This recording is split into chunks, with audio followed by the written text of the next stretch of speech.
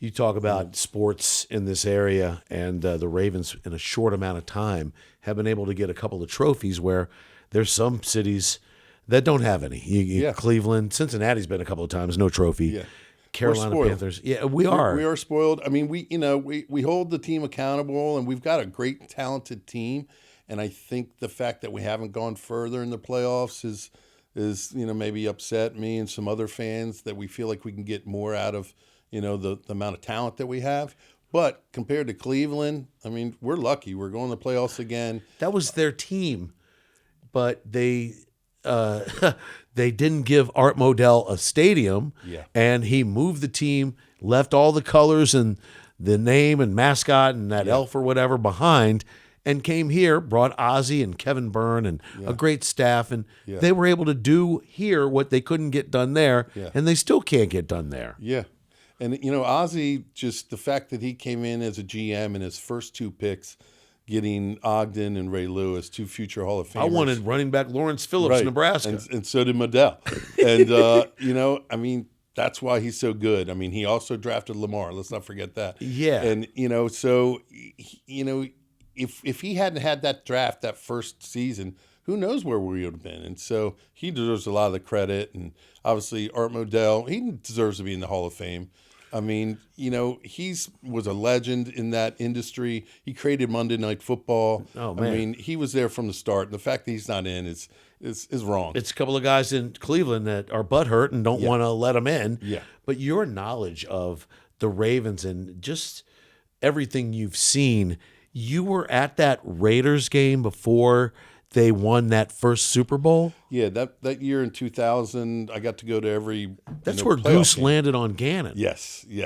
It was. I remember it like it was yesterday. It was a beautiful day, 85 and sunny, Oakland. We took a limo with some of my friends, Dan Doyle. Oh, the big Dave spread back then. Yeah, man. Oh, yeah, Jesus. And we had Pat Doyle, who lived in California, got us a skybox. Now, it wasn't a private skybox. There was Raiders fans in there. It was real big. That's okay. But it was like 10 of us.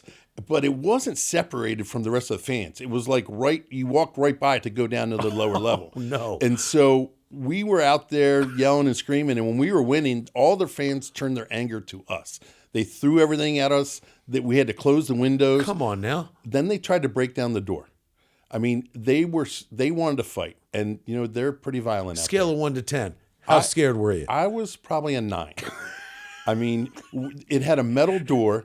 I mean, they were banging at the door for a good half an hour. We had people that were like Nasty Nestor came in there. Some other friends, they were getting beer thrown on them out in the stands. So there was like 30 Ravens fans hiding in this skybox. And there was probably 200 angry Raiders fans trying to get in to kill us. Wait a minute. I've thrown beer on Nasty Nestor before. No, just kidding.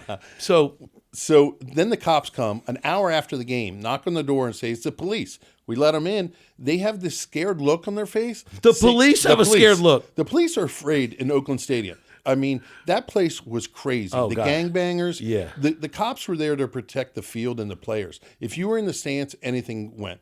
And they were scared. The cops said, don't leave. They're waiting for you. Oh, my God. Hey, you know what?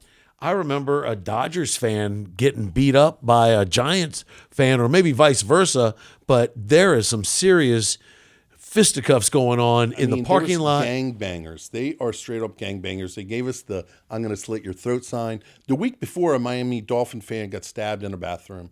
I mean, we knew it was serious. But when you're young, you don't really care as much. But we waited 2 hours after the game was over. We finally opened the door, peek out, and they all had left. And our limo driver was waiting for us. We ran out, and we're gone. Where'd you get the nice treatment?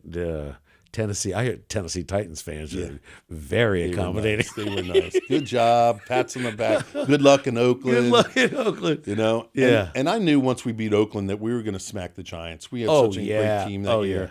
So we had to go down to Tampa. That was fun. I got to go into the Ravens party celebrating the victory. Now wait, how do you turn being club owner in Baltimore into working your way into the party? Well, one of my friends that we went down the game with knew a sponsor. And they had all their sponsors. They had the whole team there. They had the Super Bowl trophy.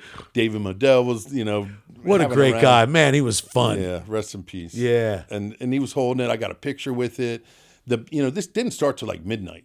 The offensive line's there. They got top shelf liquor, food. The band was all in purple sequins, playing funk music till 4 a.m. It was incredible. I had so much fun. Oh God, so much fun. Yeah, great memory.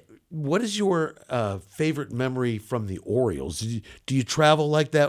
Because there's 162 games. You can't go to so many. Yeah, I one of my favorite memories is back in 1982 when we played the Brewers, the last series. I remember that. Robin Yount. We had to sweep them in order to win the division and make the playoffs. And we won the first 2 games, and then they won the last game. I got to go to one of those games. That was incredible. That was so much fun. I was like, 12 years old. And right. And then I've been to pretty much every opening day, for the last 30 years.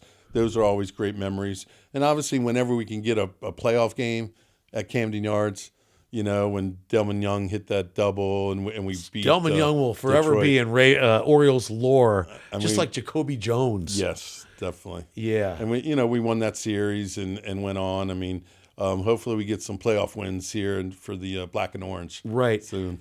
Back to the Ravens real quick. Do you think that you may take Lamar Jackson and what he's doing for granted? I mean, we're watching one of the greatest quarterbacks in the history of football, but still you hear some of the callers on the shows after a loss and they dog them, and you're going to get that and everything. But, man, more touchdowns and incompletions, 5 touchdown games, and about to have the most rushing yards ever by a quarterback.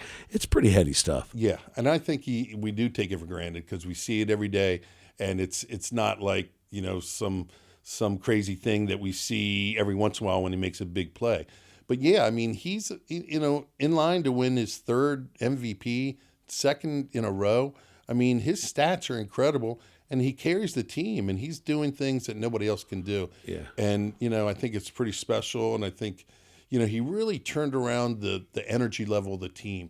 We got some really boring football before that. It was just, there wasn't a lot of excitement to it. And he really brought the excitement back to the game and just made it more fun to go. I mean, it's obviously fun to win, but if we're making plays and in the game and it's exciting, it just makes it a lot more fun and brings more people out. And that's what I like. And for John Harbaugh this established head coach, to turn in midstream away from Joe Flacco, in the pocket guy, to, not bad for a running back. I mean, Lamar Jackson changed the whole team. He changed the whole concept of the team. Yeah. He changed all the offense. And he turned it into the ground and pound. And they set records. Yeah. Records of rushing the football that hadn't been done ever. And so that was pretty impressive. And now they've changed it to a passing offense. Obviously with Derrick Henry, we've got, two weapons there, but it's really evolved. And, Harbaugh deserves a lot of credit. And we gotta continue. We gotta make the adjustments in the game planning to win in the playoffs and compete against these good coaches. What comes to mind, Dave, is how much a winning team brings revenue into a city. You've been able to maybe ride the consistency of the Ravens, and then you look at a team that underachieves for years, like Cleveland, and maybe people don't go out to the stadium as much, and so the restaurants suffer a little bit. It's almost a civic duty for the owner of a team to produce a winner for all of the businesses around that city. And it's huge for us. Yes. It's huge for us. And when they're winning and people are excited, our business is way up. Yeah. And not just on Sunday and, the whole week of playoffs or big games, and we get people from out of town coming in. So it's really a big deal for us that the team's good and consistent. And obviously those are our best days all year long. So when the Ravens are really humming, it's really good for us. And we're appreciative. Their staff does a great job of the week leading up to the game. They'll go out and they'll spray paint your car with the Ravens logo, they'll put a big old Raven up on Federal Hill, and they really get out and do their thing. I don't know if other cities do it. In fact, I'm pretty sure they don't. Just the way the Ravens bring back legends of the game. Yeah. A lot of these guys, a couple of them have played for other cities, but Yes. they don't bring them back like the Ravens do. So it's a good, warm feeling. It starts with Bisciotti, and it goes all the way down. I think he's a good owner, and we don't hear from him much anymore, but he cares. He wants to win, and he loves Baltimore. Yeah. And he loves Maryland. So, that's important. And another great guy I love is the real fan Dan.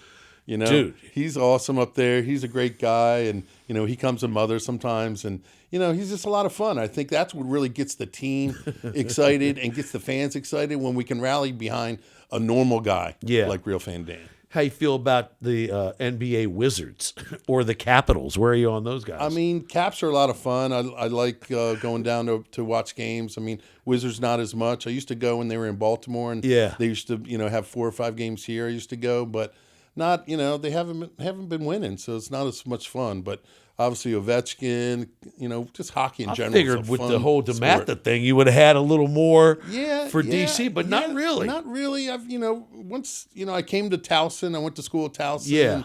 And bought a house in downtown Baltimore when I graduated in '91. Yeah. And I've been a Baltimore guy, so I'm Baltimore, and that's beautiful. I love the Ravens and the Orioles and everything about Baltimore, and it is bittersweet to leave our Federal Hill location, but we're never going to leave Baltimore, and we're excited to really be able to tailgate and buy a RV and really get after it with my whole family and have fun together, watching the game. That's one of the cool things, that everybody in my family loves the Ravens. So even though we're all walks of life, and girls and guys and older and younger, it's something we can all do together. And so I'm excited to keep that going. Yeah. Hey, and again, man, thanks for all the memories out there on the purple patio and what you did to keep the energy level up. You know what I mean? There was no place to go in that area. So thanks for bringing it out. Yeah. It's been our pleasure. Yeah. More to come on the Mothers Podcast.